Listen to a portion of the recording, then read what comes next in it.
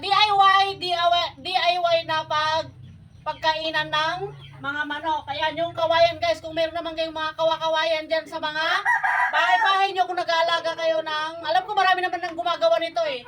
Yung mga tira-tira nating mga kawayan dyan sa gilid ng mga bahay natin is pwede nating gawing pagkainan nila. Ayan, para hindi na tayo bumili. Ayan, mas makatipid tayo din, matibay rin naman to guys. Kaya lalagyan ko lang ito ng ano para hindi siya matumba. Lalagyan ko ng comforter niya. Tapos yung mga tira-tirang mga tabla-tabla sa gilid-gilid, ayan, pwede pa rin natin silang magamit. Huwag nating itapon. Ayan, sa mga nag-aalaga ng mga manok, alam nila yan kasi makakatipid talaga. Itong mga pira-piraso na to, kung pagsama-samahin natin is makakatipid talaga tayo. Ayan, lalagyan ko siya ng paa para mas matibay.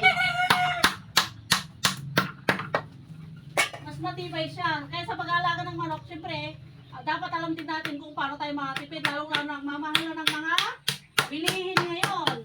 Diba? Kaya yun lang yung masishare ko guys. Ayan, kung ayaw naman natin gawin is tayo na lang gumawa guys.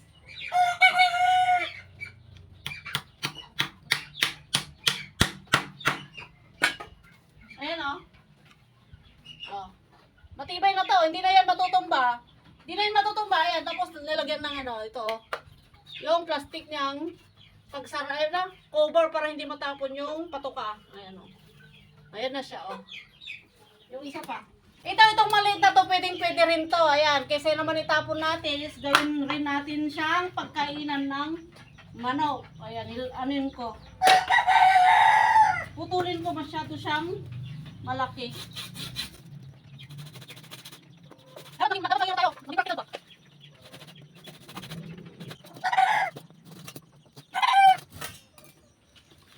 Ito na siya guys.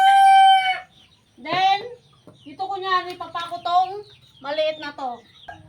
Pag ano kasi, para hindi siya matumba. Guys, kailangan ng paa. Tayo nga, diba? Kailangan natin ng paa. Kailangan din ng paa itong mga pagkainan nila. Kahit ano naman, kahit sino naman, kailangan maging matibay. Huwag maging marupok. Ayan. Diba? Di nakatipid na. Yung nakatipid dito, pambili na lang. Yung nakatipid natin sa pambili ng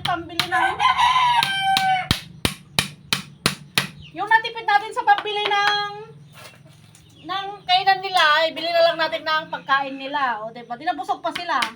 Nakatipid pa tayo.